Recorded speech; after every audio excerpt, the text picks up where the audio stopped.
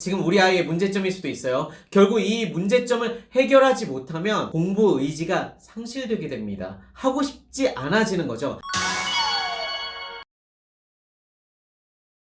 안녕하세요. 대치동 장원장입니다. 문해력을 업그레이드하는 가장 확실한 공부법, 오늘 제가 정리해서 알려드리도록 하겠습니다. 문해력을 수학 선행보다 먼저 키워야 하는 이유, 제가 썸네일에서 수학 선행보다 더 먼저 해야 되는 거 땡땡 이렇게 말씀을 드렸죠. 문해력은 학습 능력의 심장이라고 할 수 있어요. 수학 선행은 심장이 아닙니다. 명문대, 우리가 생각하는 모든 명문대들은 수학만 가지고 갈 수 없습니다. 전과목 골고루 잘해야 돼요. 적어도 주요 과목은 골고루 잘해야 됩니다. 그리고 전과목 학습 능력을 결정하는 건 문해력 수준입니다. 내가 글을 읽고 이해하고 분석할 수 있는 능력이 있는지가 전과목에 대한 학습 능력의 기준이라고 보시면 돼요. 그리고 수학 선행을 일종의 얼음 조각으로 보시면 됩니다. 많이 쌓았다고 해도 그게 뭉치지 않으면 녹아 없어져요. 하지만 문해력은 잘 키우면 빙하처럼 돼서 그 자체가 온도를 낮추는 효과를 가지게 되고요. 생각보다 녹아서 사라지지 않습니다. 글을 읽는 능력은 쉽게 퇴보하지 않아요. 수학 선행한 건 잘 사라지죠. 그래서 제가 제발 부탁드리고 당부드리고 말씀드리고 싶은 게, 오늘 초등학생과 중학생 어머님들, 그리고 초등학생, 중학생 학생들 모두 문해력을 키우는 데 집중해야 된다는 거 오늘 꼭 기억해 주셨으면 좋겠습니다. 자, 문해력은 엔진이고요. 수학 선행은 타이어라고 말씀드렸어요. 자, 요 차 보시면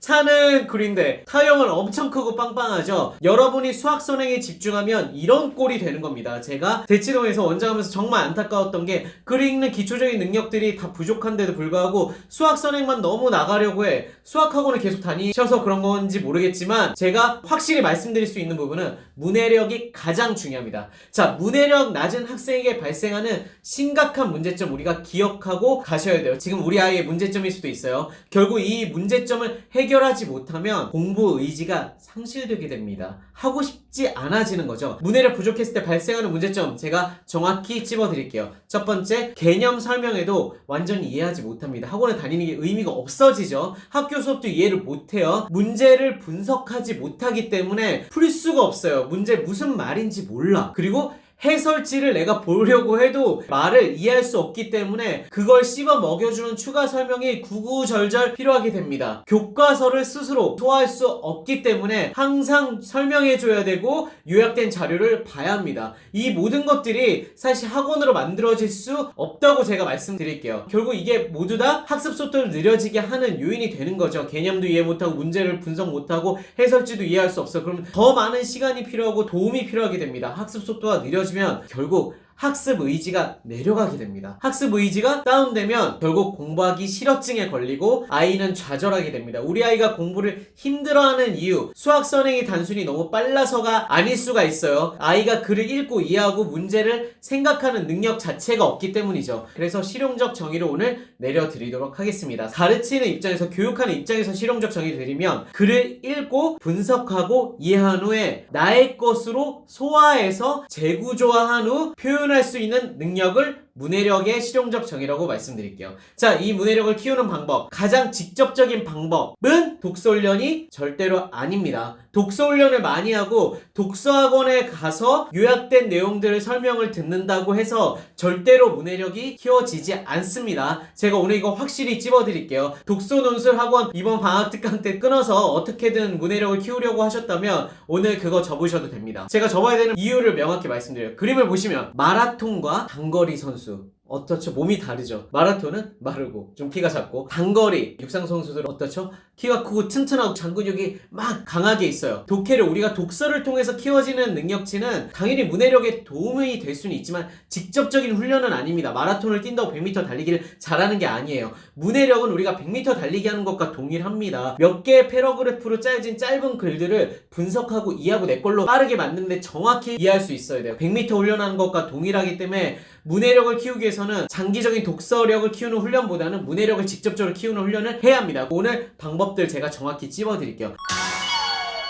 첫 번째, 학습 내용으로 문해력 키울 수 있습니다. 불필요한 사교육비 전혀 안 나가게 제가 도와드릴게요. 자, 1단계는 예습으로 개념 먼저 읽고 단어 되찾기. 너무 당연한 것 같지만 수업 가기 전에 이것도 안 한 친구들은 수업 내용 절대 이해할 수 없고요. 글 내용 이해 못하는 건 너무 당연합니다. 어휘력은 모든 공부의 기본이에요. 다른 방법으로 누가 막 설명해주고 얘기해줘서 절대 키울 수 없다고 말씀드릴게요. 이렇게 사전 찾아도 되고요. 태블릿으로 찾아도 됩니다. 모르는 단어 요것만 하고 수업 들어가셔도 수업의 이해도가 훨씬 좋아집니다. 2단계 복습으로 해설지 읽고 분석하기. 해설지에 정말 좋은 내용들이 많아요. 어머니가 해설지 뺏는 거 이제 그만하세요. 해설지 보고 무슨 말인지 내가 분석해야 돼요. 해설지를 보고선 내가 어떤 부분을 놓쳤는지, 그래서 그 부분을 어떻게 보완할 수 있는지 이렇게 분석을 쓰게 하거든요. 이렇게 썼을 때 글을 더 구조적으로 읽고 이해하게 됩니다. 복습할 때 반드시 하셔야 되고요. 그리고 3단계 교과서 읽고 정리하기. 이건 진짜 꿀팁인데 꾸준히 하셔야 돼요. 자, 역사 교과서, 사회 교과서 둘 다 상관없습니다. 자, 교과서 아이가 읽어보게 해야 돼요. 우리 교육과정에 너무 좋은 내용들이 많아요. 떠먹여주는 공부가 아니라 교육과정에 있는 자료들을 내가 잘 보기만 해도 무조건 성공합니다. 자, 그래서 역사 교과서 우리가 잡았다면 이렇게 교과서를 읽고 아까 모르는 단어도 찾아보라고 했죠? 본 페이지에 대한 내용들을 정리해보는 겁니다. 요약된 잡서를 보기 전에 내 힘으로 정리한 다음에 잡서 정리된 내용과 비교해보면 더 좋겠죠. 자, 그리고 꿀 실용적인 방법 더 알려드리도록 할게요. 자, 독서 재심문으로 문해력 향상하는 방법입니다. 독서 재심은 3단계 구조 접근이라고 말씀드릴게요. 1단계에서는 단어 분석 너무 당연하다고 생각하시는데 사전적 정의를 찾아서 손으로 쓰는 과정이 정말 중요합니다. 단어의 정의를 쓰는 문장을 내 걸로 만드는 게 필요하고요. 쓰고 문장으로 내가 활용해서 말하는 연습을 시키세요. 그래야지만 그 단어가 진짜 내게 된 겁니다. 저희 트레이닝 시키는 친구들의 방법으로 설명을 드릴게요.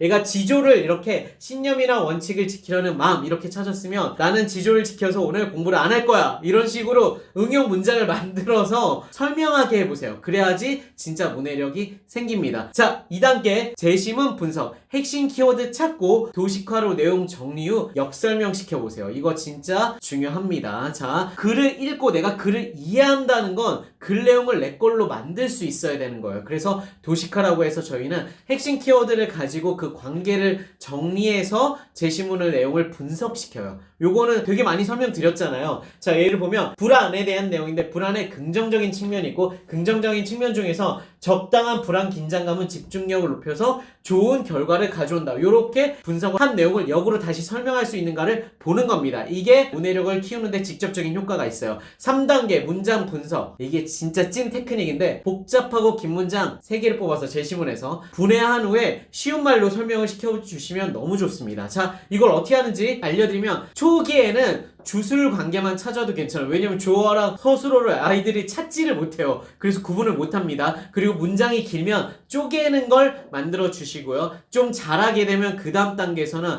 관용어나 보어처럼 문장 성분을 찾는 연습을 시키시면 좋은데 여기까진 가지 않으셔도 괜찮습니다. 주술 관계랑 문장을 크게 자르는 거 정도만으로도 글을 읽는 능력 자체가 향상됩니다. 명확하게. 자, 당부에 말씀드릴게요. 문해력은 엔진이고 수학 선행은 타이어입니다. 엔진이 약하면 타이어가 아무리 좋아도 소용이 없어요. 단순히 수학 선행을 진도를 나가면 타이어 좋은 차만 만드는 겁니다. 어머니 수학 선행에 너무 못 매달지 않으셔도 괜찮아요. 특히 초등학생들 무슨 수학 선행을 그렇게 많이 합니까? 고등 수학까지 하실 필요 없고요. 중학생도 마찬가지예요. 내가 미적분까지 한다고 이과 수학 마스터하는 거 아니에요. 글을 읽는 능력이 없다면 결국 고난이도 문제를 풀지도 못하고요. 개념을 이해하지도 못합니다. 우리 아이가 강한 엔진을 가지고 슈퍼카처럼 공부의 트랙을 확 달릴 수 있도록 어머니가 좋은 선택 해주세요. 수학 선행보단 문해력, 그리고 그 문해력을 어떻게 직접적으로 키우는지 제가 오늘 명확히 말씀드렸으니까 독서 논술 학원 다니시지 마시고 수학 선행 조장하는 학원 다니시지 마시고 집에서 학습 자료 있는 걸로 우리가 예습복습 그리고 제시문 분석을 통해서 문해력 키워봅시다. 충분히 할 수 있습니다. 자, 대치동 장원장 시즌4 스마트맘과 홍콩너를 위해서 컨텐츠 열심히 준비하고 있습니다. 공유